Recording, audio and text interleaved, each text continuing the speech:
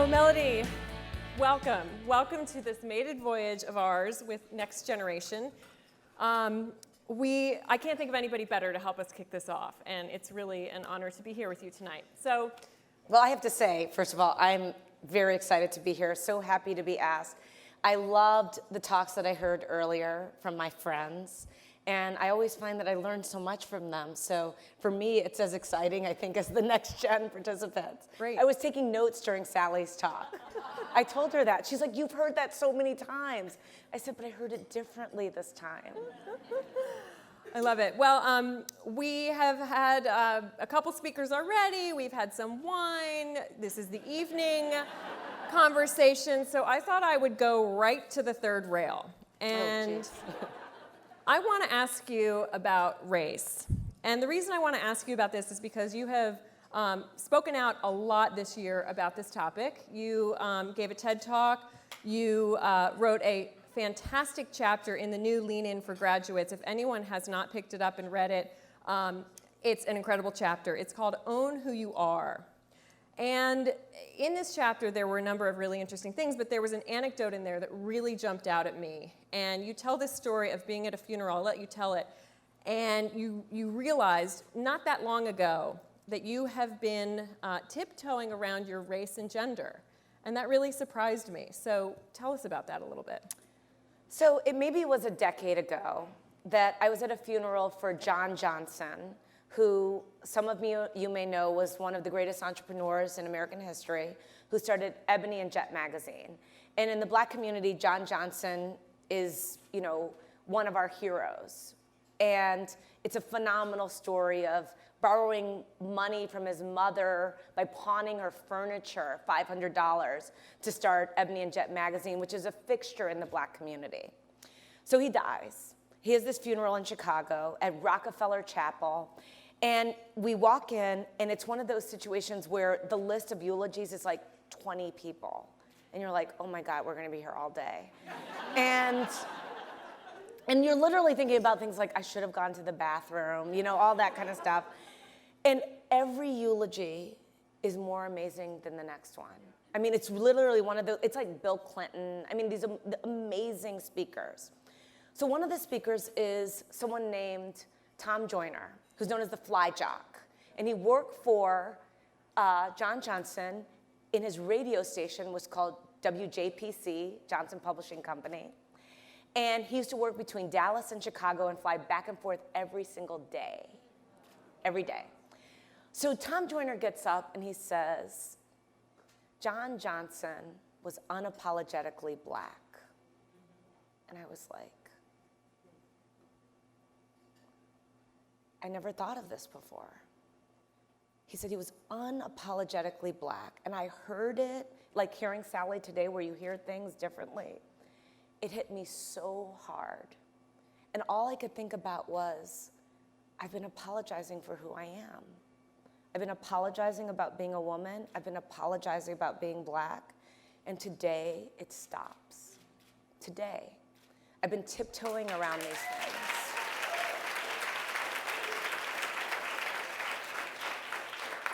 And I thought about all these conversations I had had all at once. One happened actually very recently. I was sitting with a woman and we were talking about Valentino dresses.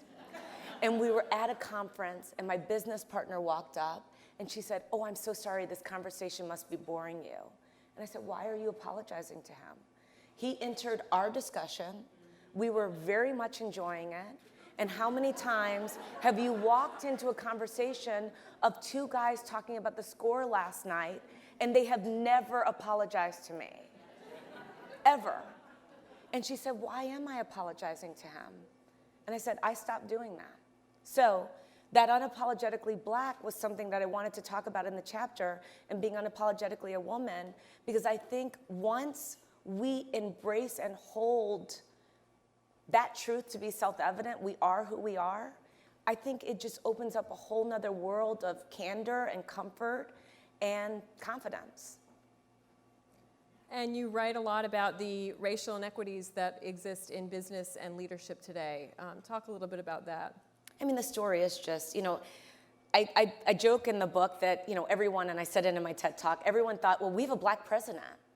Like, there's no racism. This is a post-racial America. This is laughable, I have to tell you. If you are a person of color, it's hard to explain what we deal with on a day-to-day basis. And it's something that we all have to get used to. You actually make the point that in this chapter, you say that black women have it easier in business because you know how to identify discrimination immediately. You see it as soon as it arises, and white women don't have that, right? Well, I say that I gave a talk to women on Wall Street. There were very few black women in the room at the time, and I started it off, I didn't remember this. A woman came up to me on the street. She said, "You changed my life." I said, "What are you talking about?" She said, "I heard you give a speech and you said, I feel sorry for white women." And I was like, oh God, what did I say? And she said, and I remembered it after she triggered it, and she said, as black women, we grow up with our moms explaining to us how hard our lives are going to be as a child. As black boys, we grow up knowing that the police could stop us at any time, and you have to explain that to your child. But white women aren't told, and then they get into the working world and they're like, oh my God, it's not a fair fight. And I am like, we knew that. So you are like dazed and confused for a while, and we're like, no, we just walk it off. Speaking of mothers and childhood, you have a really compelling personal story of growing up, the youngest of 6 children, by a long shot. Your next closest sibling was 9 years older than you, raised by a single mom who struggled. It wasn't easy. Tell us about that, and what about that childhood made you who you are today? Well, it's interesting. I've now come to believe that who we are is really anchored in those early years. My husband's once said to me, he's like, Mellody, you're gonna have a great life. I said, well, why? He's like, because the early part was so hard. He's like, if the early part's really easy, you probably have the hard stuff later. And he's like, but you actually had the early part, you got it over with, and it made you tough. And, my life was not as bad as some, so I don't want to suggest it was like, terrible. But my mom struggled. We got evicted a lot. Our phone got disconnected all the time. Our lights got turned off. Our cars got repossessed. My mother, I remembered this recently, used to borrow gas from the gas station to take me to school. And she'd go to the gas station in those days when it was full service, and she would ask the attendant to lend her $5 worth of gas. I mean, I tell that story and I still get emotional thinking about it. But I refused to miss school. I mean, I would hitchhike if I had to. I didn't, but I mean, that's how strongly I felt. And the reason that all sort of plays a role is it made me very, very interested in understanding money. I tell people that it's not an accident I work in the investment business. And it made me very grateful for every single day. I marvel at my own life daily over things that you would not imagine that I would think about. When I first started working at Ariel, I used to pay my phone bill for 5 months at a time. If the phone bill was $100, I'd send $500 in because I'd say, if I lose my job, I have 5 months of phone. Because I couldn't get out of the mentality that it could all go away. And even to this day, I do things where I wake up and I'm like, oh my God, I can pay my bills. Oh my God, I'm not worried about certain things. And you would think all these years later, after all that I've accomplished and all the things that have happened at Ariel, and that clearly I'm not worried about my next meal, that would go away, but those things stay with you. And I hope I can hold that energy in a way not that is debilitating or holds me back, but that allows me to have a tremendous amount of compassion for people who are struggling in our society. You are a mother now. Mellody and her husband, who is George Lucas, the father of Yoda, who you called him backstage. She's 16 months. Right. Given the role your mother played in your childhood and your upbringing in general and how much a part of it drove you, how does that make you think about being a mother and raising a child? And how has that informed your thought process? Well, it's interesting because Everest, my baby, will have much different circumstances than I had. And what I'm really struggling with is not to project myself and my life onto her experience. And what I'm struggling with is that she will grow up with a lot, and I want to make sure she understands the incredible opportunity that she has and the incredible responsibility that she has. I'm one of these people who I don't believe, which some people believe, that there shouldn't be more of a burden for her. I think she's getting everything, and therefore there is a higher expectation for her. I think in some ways minority parents are a little bit different because we're kind of, George tells people I'm a tiger mom and he's a panda dad. And he's like, well, you can't be a tiger because there are no tigers in Africa, so you're a lion mom. He goes through this whole thing. But he makes movies. I mean, for God's sakes, he has an imagination here. But I am very, very curious about how I can hold these values up in a way that she understands, against the backdrop of also understanding she'll never worry about some of the things that I worried about consistently. How has being a mother changed you? Changed the way you work? Changed the way you live your life? Well, I was telling you backstage, there are many mothers in this room. I was a really late mother. I was 44 when we had Everest, and I adopted my husband's son a year before that, when he was, now he's 21, when he was 19, yes. I adopted a 19-year-old. It was really weird. We went into the chamber with a judge, and she was like, there's no divorce for adoption. And I was like, I know, I'm adopting a 19-year-old boy. But what I would tell you is having a baby has made me, I waited so long to have a child. My husband wanted me to have a child for so long. And I resisted. And I kept saying, I don't want to make a choice where I don't choose her. And I choose my work over her. And I didn't know what I would choose at that point. And I'm just being honest. When I got to the point where I knew I would make the right decision, I realized very quickly that not my priorities shifted in such a way that, everything changed. My priorities shifted in such a way that everything changed and nothing changed. Everything changed in that I became more efficient as a person. I could grind out the same amount of work but faster because I needed to do other things. But I still genuinely love and care about my work. And I tell people all the time that I want Everest to be proud of her mother. When I'm on a treadmill running or when I'm at work working, I think about I want my daughter to be proud of me. And because of that, I work really hard for her. At the same time, the part in which everything has changed is that I used to always, the running issue in my brain was Ariel at all times. It was like a child. It was like I worried about Ariel all day long, all night. I kind of slept with one eye open. What could go wrong? And now it's Everest because she's defenseless. And so that has been a very different feeling to have something like that just always weighs on you, not in a debilitating way, but in a true love and concern. And then last but not least, the one thing I would say that has changed is, again, I think that children force you to be more patient. I find myself, you just have to, and you have to be less concerned about things that don't matter. Things that I used to worry about. My husband used to joke, he'd say things like, oh God, I can't wait till she comes and the room's a mess. I can't wait till she comes and there's crayon on a wall. I can't wait. And I'm like, there'll be no crayon on my wall. There's crayon on your wall, isn't there? Well, there's not crayon on the wall, but if there is, I don't care. There's paint. Yeah.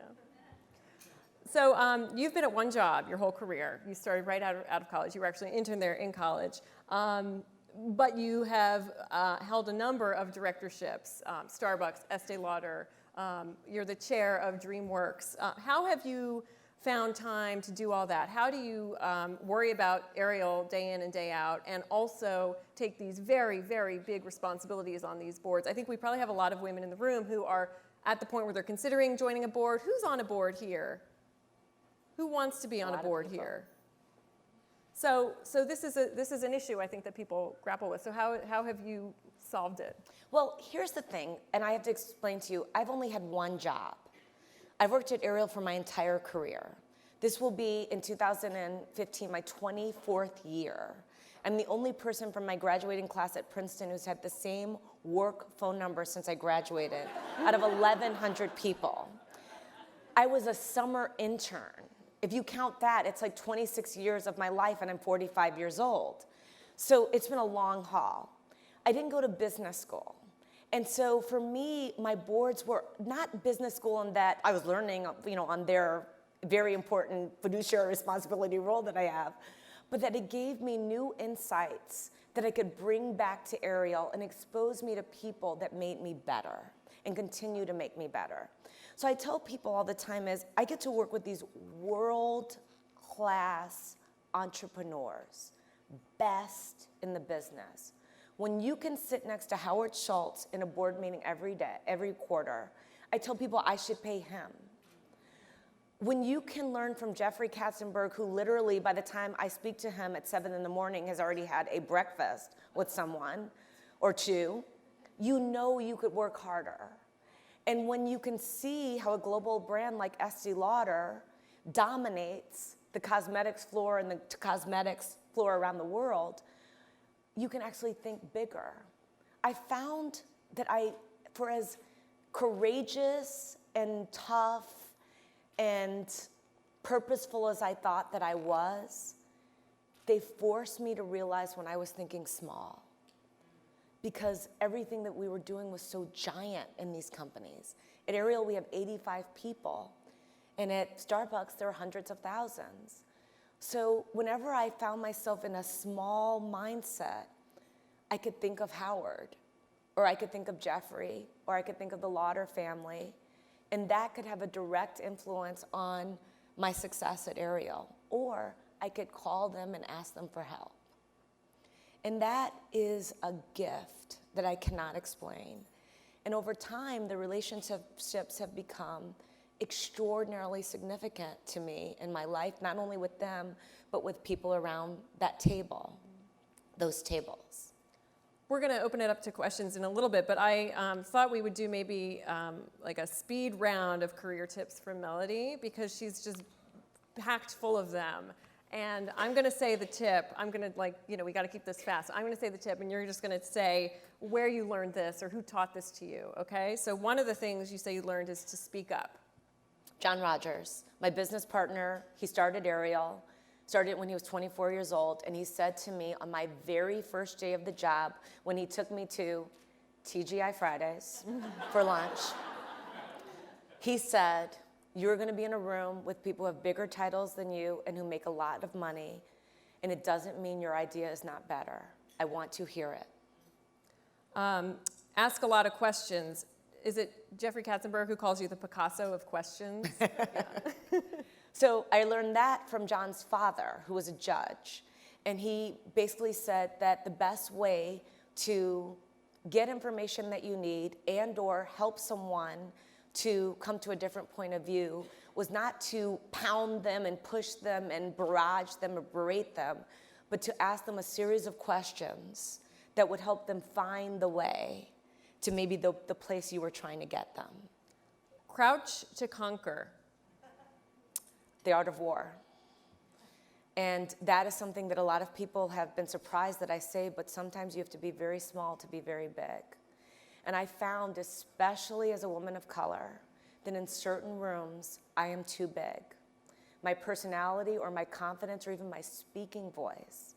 There's a person who's a very well-known kind of shy billionaire that I remember once I was talking to in a lobby of a hotel, and every time I stepped forward, he stepped back. And by the end, we were like across the room. And I was like, I'm too big, I have to get small. And as soon as I pulled myself in a lot, which people would say, like, why would you make yourself small? He was like, can you sit down with me?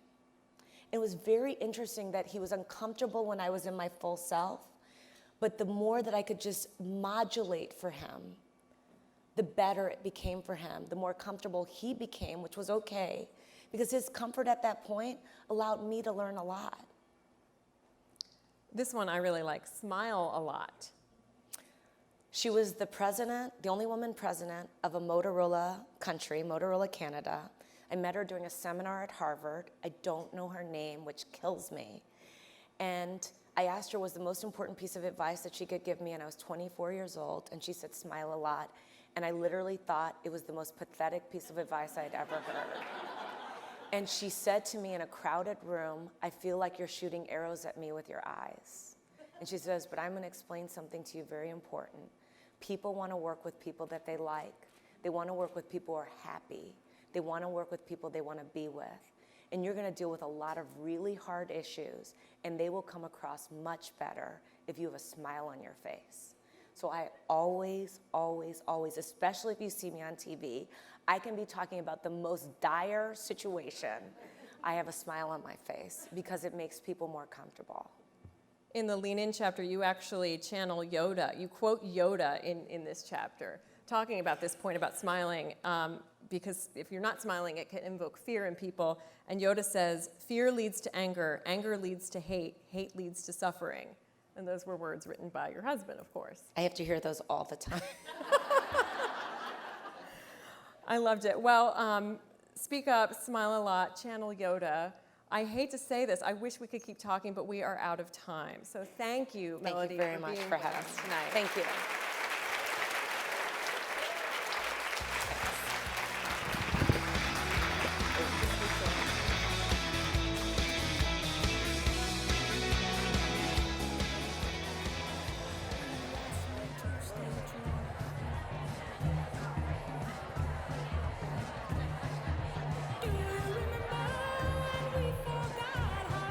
Smile at each other to believe that the other once only